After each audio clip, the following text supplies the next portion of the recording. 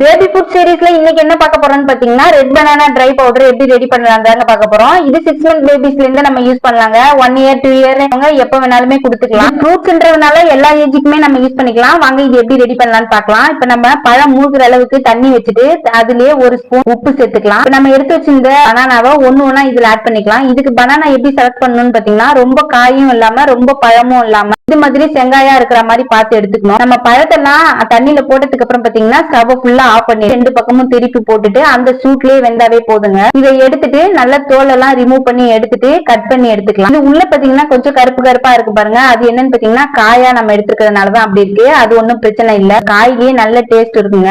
இதை நல்லா பீல் பண்ணி எடுத்துட்டு நம்ம வெயில்ல காய வைக்கிற அளவுக்கு சின்ன சின்ன குட்டி குட்டி பீஸா கட் பண்ணிக்கலாம். இதை 1 or 2 டேஸ்க்கு வந்து வெயில்ல நல்லா காய வச்சு எடுத்துக்கலாம். இது மாதிரி ஏன் ஹாட் வாட்டர்ல போட்டு எடுக்கிறோம்னு பாத்தீங்கன்னா சின்ன குழந்தைங்களுக்கு வாழைப்பழம் கொடுத்தா சளி பிடிக்கும்னு சொல்லுவாங்க. அது மாதிரி ப்ராப்ளம் எதுவுமே வராது. பெரியவங்களுக்குன்னா நீங்க அதுல தண்ணியில கூட போட தேவையில்ல. அப்படியே நம்ம கட் பண்ணி காய வச்சு பொடி பண்ணி எடுத்துக்கலாம். பாருங்க இந்த அளவுக்கு நல்லா ட்ரை ஆகி இருக்கணும். அந்த அளவுக்கு நல்லா காய வச்சாதான் ஃபைன் பவுடரா வரும். 6 month பேபிஸ்னா நல்லா ஸ்லீவ் பண்ணி எடுத்து வச்சுக்கோங்க. நான் பாத்தீங்கன்னா தம்பிக்கு 8 month ஆகுது. அதனால நான் சலிக்கலாம் இல்ல, அப்படியே நான் யூஸ் பண்ணிருக்கேன். இதை ஒரு மிக்ஸி ஜாருக்கு மாத்தி நல்லா ஃபைனா அரைச்சி எடுத்துக்கலாம். இதை எப்படி குழந்தைங்களுக்கு கொடுக்கலாம்னு பாத்தீங்கன்னா கிளாஸ் தண்ணியில கொஞ்சம் தேவையான அளவு பவுடர் சேர்த்து ஒரு 5 minutes நல்லா கிண்டி ஒரு 5 minutes அப்புறம் பாத்தீங்கன்னா இது மாதிரி திக் ஆகும். இது கூல் ஆனதுக்கு அப்புறமா குழந்தைங்களுக்கு டைரக்டாவே கொடுக்கலாம். இது மாதிரி பேபி ஃபுட் ரெசிபிஸ் எல்லாம் உங்களுக்கு வேணும்னா கமெண்ட் பாக்ஸ்ல கமெண்ட் பண்ணுங்க. டீட்டெயிலா லாங் வீடியோவா போஸ்ட் பண்றேன். வேற ஒரு இன்ட்ரெஸ்டிங்கான வீடியோல மீட் பண்ணலாம். பாய்.